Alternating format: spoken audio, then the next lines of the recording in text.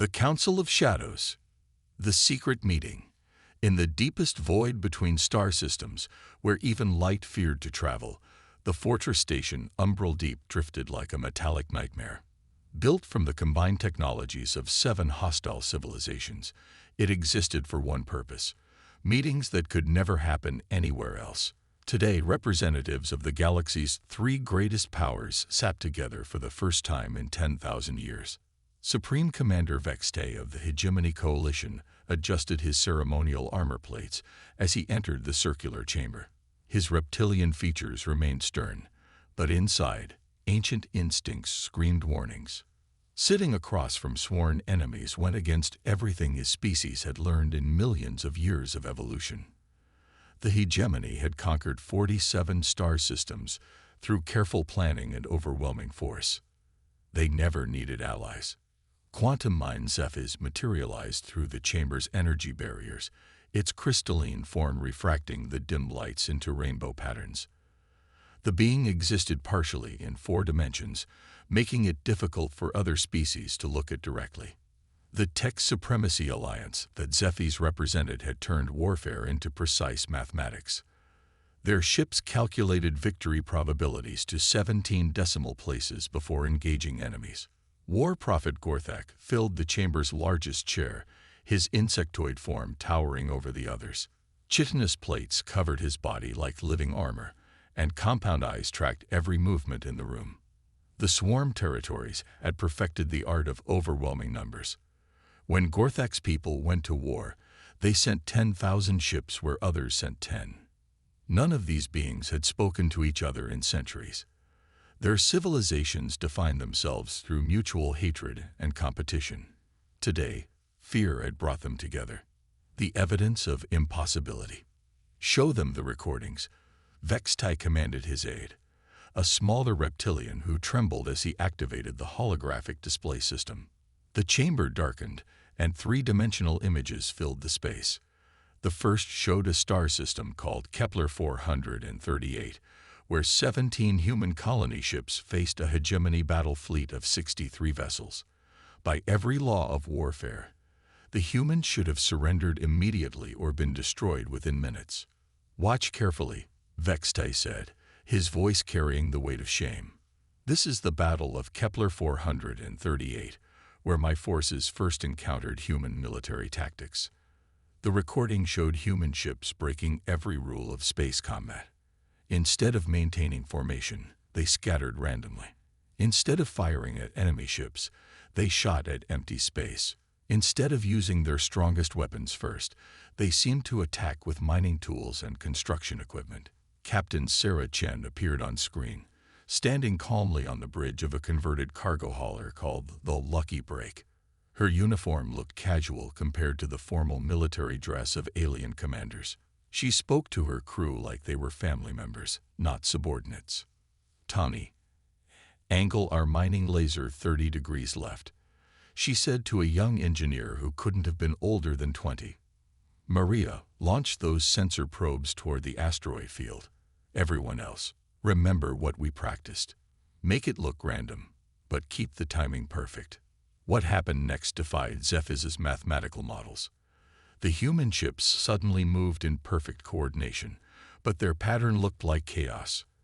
Mining lasers carved up asteroids into millions of small fragments. Sensor probes exploded at precisely calculated moments, creating electromagnetic storms that blinded hegemony targeting systems. "Impossible," Zephyrs whispered, its crystalline form flickering with confusion. "Chaos cannot be coordinated. Random patterns cannot be predicted or controlled." The hegemony fleet tried to respond using standard tactics. Ships moved into defensive formations, activated shields, and prepared to fire their main weapons. But the humans had already adapted to these predictable responses. Asteroid fragments struck ships with the precision of guided missiles. Electromagnetic interference made weapons systems fail at crucial moments. Within 30 minutes, the entire hegemony battle fleet was disabled or destroyed. Not a single human ship suffered major damage. The pattern of madness. This was not an isolated incident. Vextai continued, his voice heavy with frustrated anger. Show them the tech supremacy engagement at Proxima 7. The hologram shifted to show a different battle, where human forces face Zephyr's perfectly calculated fleet. The Tech Supremacy Alliance brought mathematical precision to warfare. Every ship moved according to algorithms that had been tested in millions of computer simulations. Commander Marcus Webb appeared on the human command ship, a converted research vessel named Curiosity's Edge. Unlike other military leaders, Webb looked more like a scientist than a soldier. He wore simple clothes and spoke quietly to his team of engineers and mathematicians. "They're using pattern Alpha 7, Webb observed, studying the alien fleet movements on his screen. Same formation the Zephyr-type entities used in the Rigel sector last month. Sarah, did you get those psychological profiles I sent you?" Captain Sarah Chen's voice came through the communication system from another human ship. "Got them, Marcus. These crystalline beings think in pure logic, right? No emotions, no creativity, just mathematical certainty." "Exactly," Webb replied with a small smile. "So let's give them something that makes no mathematical sense at all." What followed challenged everything Zephyrs understood about reality. Human ships began broadcasting what appeared to be random radio signals, but these signals contained fragments of human music, poetry, and children's laughter. The Tech Supremacy Alliance ships, designed to analyze and counter all possible threats, tried to decode these transmissions for hidden military information. The alien computer systems became overwhelmed trying to find logical patterns in human emotional expression. While the Tech Supremacy fleet struggled with computational overload, human ships attacked using weapons that seemed to violate physics itself. "How do their projectiles change direction mid-flight?" Zephyrs demanded, its crystalline form pulsing with agitation. "Mass cannot alter its trajectory without external force application." The recording showed human missiles that seemed to dance through space, avoiding defensive fire with fluid grace. Later analysis would reveal that these weapons used microscopic gravitational manipulators combined with artificial intelligence that had been trained on human dance patterns rather than military algorithms. They turned warfare into art. War Prophet Gorthak rumbled, his compound eyes reflecting the holographic display. My swarms faced similar impossibility at the Centauri engagement. The swarm's confusion. The final recording showed humanity's encounter with Gorthak's forces. The swarm territories relied on overwhelming numbers and coordinated hive mind tactics. When Gorthak went to war, his ships moved like a single organism, each vessel perfectly synchronized with thousands of others. At the Centauri system, 12,000 swarm ships surrounded a human colony convoy of just 43 vessels. The humans were completely outnumbered, with no hope of escape or victory through conventional means. Captain Alina Rodriguez commanded the human convoy from a ship called David Stone. She was older than the other human commanders, with gray hair and calm eyes that suggested years of experience in impossible situations. Everyone remember, Rodriguez spoke to the convoy through open communication channels. "We're not trying to win a battle. We're trying to start a conversation." What followed was the most confusing engagement in Gorthak's military career. Instead of fighting, the human ships began transmitting signals directly to individual swarm vessels. But these weren't military communications. They were personal messages. Human voices spoke to swarm pilots by name, sharing stories about their own families, their hopes, their fears. Children from the colony ships sang lullabies. Artists shared poems about the beauty of distant stars. Scientists discussed discoveries that could benefit all species. The swarm's hive mind coordination began to break down as individual pilots became curious about these strange transmissions. For the first time in their species' history, swarm soldiers began thinking as individuals rather than as parts of a collective. "Impossible," Gorthak repeated, his massive form shifting uncomfortably. "The swarm consciousness cannot be fragmented. Individual thought cannot emerge from collective programming." But the recording showed exactly that happening. Swarm ships began moving independently, their pilots asking questions, requesting more stories, even beginning conversations with human civilians. The perfect military coordination dissolved into something unprecedented: voluntary communication between enemies. Captain Rodriguez's voice remained calm throughout the chaos. "This is what humans do," she explained to her convoy. "We connect. We share. We turn strangers into friends, even in the middle of conflicts." The impossible conclusion. The holographic display faded, leaving the three alien leaders in uncomfortable silence. Each had witnessed their greatest military achievements reduced to meaningless failures by human tactics that shouldn't have been possible. "They don't fight wars," Vextai finally spoke, his reptilian features twisted with confusion. "They turn wars into something else entirely. Something we have no defense against." Zephyr's crystalline form flickered rapidly, processing data at superhuman speeds. Analysis indicates human military doctrine is based on principles that contradict established laws of physics, mathematics, and psychology. They achieve victory through methods that our civilizations have never encountered. More disturbing, Gorthak added with a deep rumble, "They seem to enjoy these encounters." Human commanders smile during battles. Their crews laugh while facing death. They treat warfare like a creative challenge rather than a necessary evil. The chamber fell silent again, as each being contemplated the implications. For millions of years, galactic warfare had followed predictable patterns. Stronger civilizations conquered weaker ones. Superior technology defeated inferior equipment. Larger fleets overcame smaller forces. Humans had changed everything. They won battles by redefining what battles meant. They achieved victory by refusing to accept that victory was impossible. They succeeded through methods that challenged the basic assumptions about reality that all three civilizations shared. "What do we do?" Vextai asked, the question hanging in the air like a death sentence. Zephyz was the first to answer. "The Tech Supremacy Alliance formally proposes a military cooperation agreement with the Hegemony Coalition and the Swarm Territories. Our individual civilizations cannot counter human unpredictability. Together, we might develop adaptive strategies." Gorthak's compound eyes focused on the other leaders. "The Swarm Territories accept this proposal. The human ability to fragment collective consciousness represents an existential threat to our species. We must adapt or face extinction." Supreme Commander Vextai stood slowly, his ancient form carrying the weight of a decision that would reshape galactic politics. For 10,000 years, the three powers had defined themselves through mutual opposition. Now, humanity had given them a common enemy.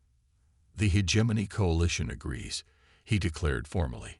"Let this moment mark the beginning of the Grand Alliance. We will share military intelligence, coordinate strategic planning, and develop combined tactics to counter human warfare doctrine." As the three leaders began planning humanity's destruction, none of them realized they had already made their first crucial mistake. They were still thinking like traditional military commanders, trying to solve the human problem through conventional means. Somewhere in human space, Captain Sarah Chen, Commander Marcus Webb, and Admiral Elena Rodriguez were preparing for the next phase of humanity's expansion into the galaxy. They had reviewed the alien intelligence reports and understood exactly what their enemies were planning. The real war was about to begin, and humanity was ready to show the galaxy what creativity could accomplish when survival was at stake. The Grand Alliance believed they were facing a military problem that could be solved through superior coordination and overwhelming force. They had no idea they were about to encounter something far more dangerous than human weapons or tactics. They were about to face human imagination, the human response, the warning signal. Admiral Elena Rodriguez stood in the command center of Harmony Station, humanity's most advanced deep space facility, watching the holographic display with calm determination. The station orbited a small planet in the Epsilon sector, far from Earth, but close to the expanding human colonies. Around her, dozens of analysts worked at their stations, processing intelligence data that would have terrified most military commanders. "Ma'am, we're getting confirmation from all our deep space monitoring stations," reported Lieutenant Commander James Park, a young officer whose specialty was alien communication patterns. "The Grand Alliance is real. Three major powers working together for the first time in recorded galactic history." Dr. Lisa Thompson looked up from her xenobiology research station, her face showing concern but not panic. She had spent years studying alien psychology and behavior patterns. "Elena, this is unprecedented. The hegemony, tech supremacy, and swarm civilizations have been enemies for millennia. The fact that they're cooperating means they see us as an existential threat." Admiral Rodriguez nodded thoughtfully. At 62 years old, she had led humanity through its first expansion beyond the solar system. She had commanded colonies, exploration fleets, and defensive forces. She understood that this moment would define humanity's future in the galaxy. "How long before they coordinate their first major offensive?" she asked. "The impossible plan." Maya Patil activated her holographic workstation, filling the command center with complex diagrams and mathematical equations that seemed to dance and shift like living things. "The Chaos Protocol abandons every traditional military doctrine," she began, her voice growing excited as she explained her theories. "Instead of predictable fleet formations, we use art.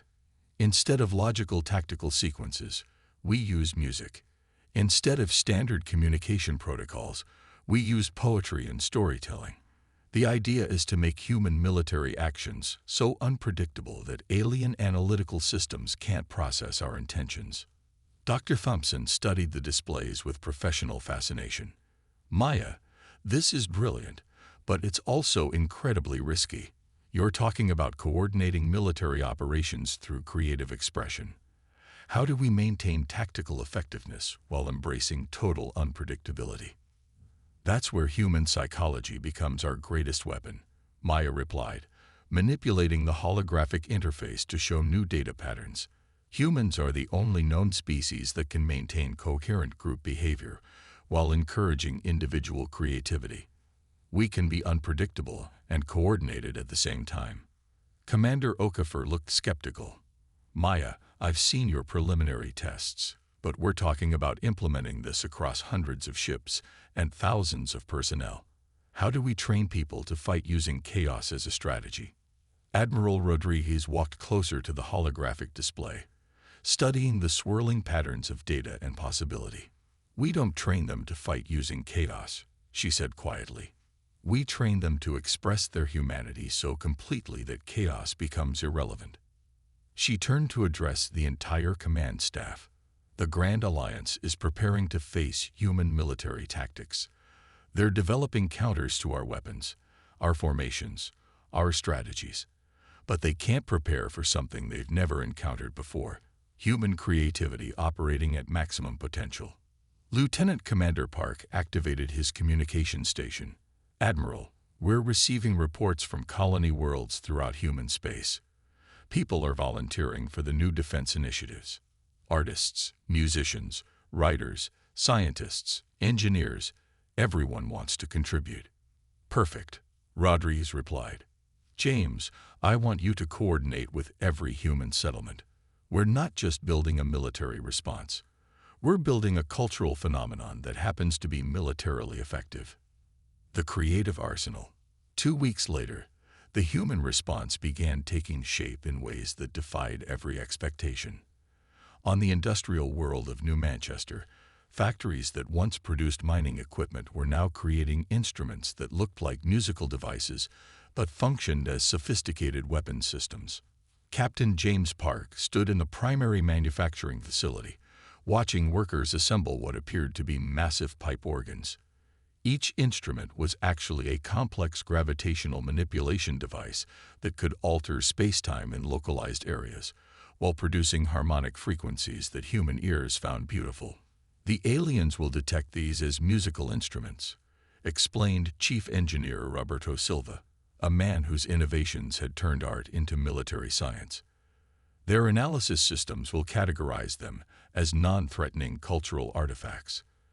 By the time they realize these organs can create artificial gravity wells, it'll be too late. On the research station at Kepler 442, Dr. Thompson worked with teams of xenobiologists and psychologists to develop what they called empathy weapons.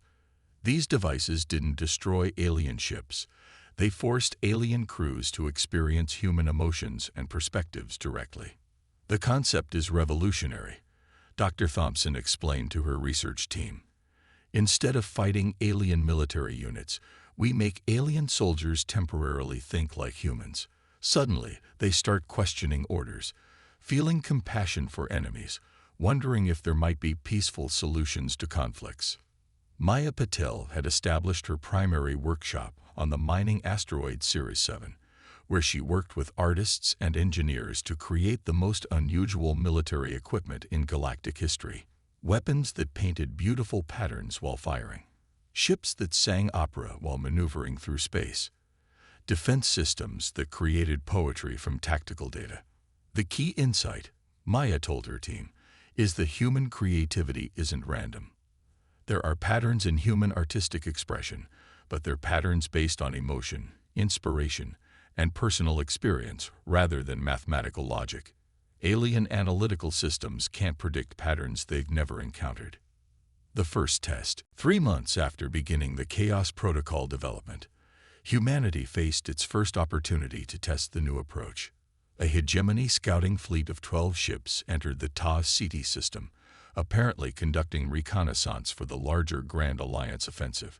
Captain Sarah Chen commanded the human response from her ship, Harmonic Convergence, a vessel that looked more like a concert hall than a military spacecraft. Her crew included traditional naval officers working alongside musicians, poets, painters, and dancers. "Remember everyone," Chen announced to her mixed military and artistic crew. "We're not trying to destroy these ships. We're trying to start a conversation through creative expression that happens to be tactically overwhelming." The hegemony scouts approached in perfect formation, their reptilian commanders following standard reconnaissance protocols. They expected to encounter human ships using the mining tool tactics that had worked in previous engagements. Instead, they found something unprecedented. The human vessels began broadcasting complex musical compositions directly into space, using gravitational wave generators to turn sound into physical force. The music was beautiful, but it also created interference patterns that disrupted hegemony sensors and communication systems. "What are they doing?" demanded Commander Thexville from his flagship. "Their transmissions contain no military intelligence, no tactical data, just artistic expression." As the hegemony ships tried to analyze the musical transmissions, human vessels began maneuvering in patterns that matched the rhythm and melody of their broadcasts. Ships danced through space like performers in a cosmic ballet, their movements beautiful and seemingly random but perfectly coordinated. The hegemony fleet attempted to respond with conventional tactics, but found their weapons systems failing to lock onto targets that moved like music made manifest. Human ships flowed around incoming fire like water, their pilots guided by artistic inspiration rather than military doctrine. "Impossible," whispered Thexville, as he watched human vessels create patterns of light and movement that challenged his understanding of physics. "How can chaos be so perfectly organized?" Captain Chen's voice reached the hegemony ships through direct transmission, but instead of demands or threats, she shared poetry about the beauty of distant stars and the possibility of friendship between different species. Her words were accompanied by visual displays that showed human children playing, artists creating, families laughing together. The effect on the reptilian crews was profound. Hegemony military doctrine was based on dominance and conquest, but Chen's transmission showed them perspectives they had never considered. For the first time in their species' history, hegemony soldiers began questioning whether warfare was the only solution to interspecies contact. Within 2 hours, 3 hegemony ships had withdrawn from the engagement. 4 more had stopped firing their weapons entirely. The remaining 5 were broadcasting messages asking for more human poetry and art. The Alliance response. News of the Tav City encounter reached the Grand Alliance leadership within days, causing unprecedented confusion in their joint command structure. Supreme Commander Vextai studied battle reports that made no logical sense. They defeated our reconnaissance fleet using music. He asked his intelligence staff, his reptilian features twisted with incomprehension. Quantum mind Cephas flickered with computational overload. Analysis impossible. Human tactical patterns cannot be processed by any known mathematical framework. Their coordination appears random but achieves precise military objectives. War Prophet Gorthak's compound eyes reflected the holographic battle data with confusion. My swarm analysts report that human transmissions are affecting individual psychology among our pilots. Collective consciousness is experiencing unprecedented fragmentation when exposed to human creative expression. The three leaders realized they faced a problem beyond their original calculations. Humans weren't just using unconventional tactics, they were weaponizing creativity itself, turning artistic expression into military effectiveness that challenged the basic assumptions about how warfare functioned. We accelerate the timeline, Vextai declared. Full offensive in 2 months instead of 6, before they can refine these impossible techniques. Agreed, Cephas replied, its crystalline form pulsing with determination.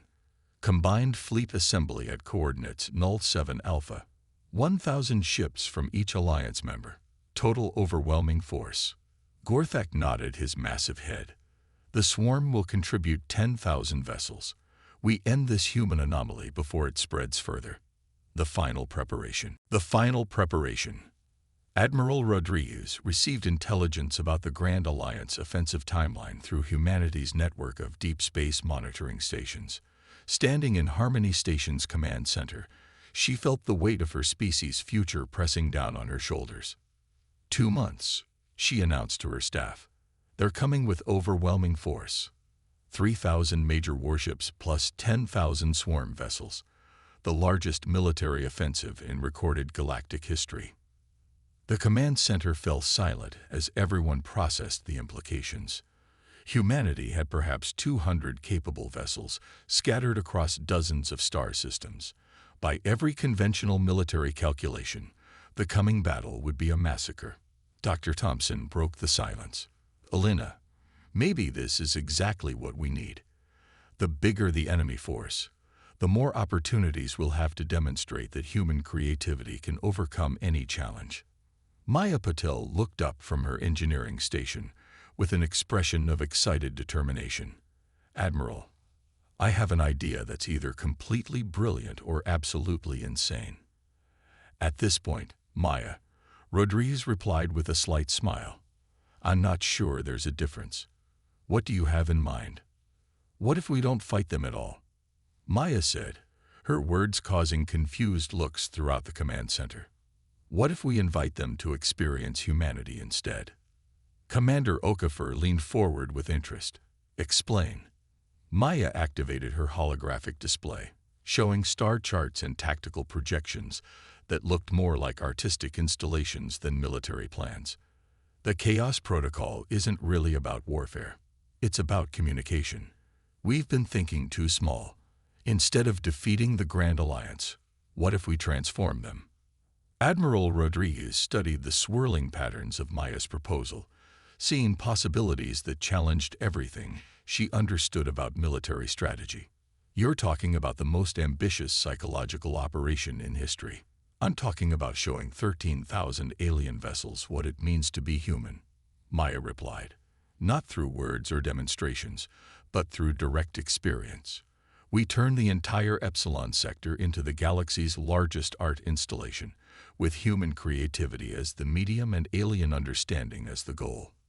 Dr. Thompson's eyes widened with realization. Maya, if this works, it would revolutionize galactic civilization. But if it fails, we lose anyway, Rodriguez interrupted. But if it succeeds, we don't just save humanity. We save the galaxy from 10,000 more years of pointless warfare. She walked to the center of the command room, her decision crystallizing with the clarity that had made her humanity's greatest military leader. Ladies and gentlemen, We're about to attempt something that has never been tried in galactic history. We're going to turn a battle into a celebration, a war into a festival, and enemies into friends. All human vessels, all colonies, all settlements, she announced through the Deep Space Communication Network. This is Admiral Rodriguez with Directive Omega. In 60 days, we're going to show the galaxy what humanity can accomplish when we work together. Prepare for the greatest collaborative artistic expression in human history. Prepare to change everything. As her message spread throughout human space, reaching artists and engineers, soldiers and scientists, children and elders, Admiral Rodriguez looked out at the stars and smiled. The Grand Alliance was bringing 13,000 ships to destroy humanity. They had no idea they were about to become part of the most beautiful experience the galaxy had ever witnessed. The real war was about to begin, and humanity was ready to win it through the one weapon their enemies could never counter: the infinite creativity of the human spirit.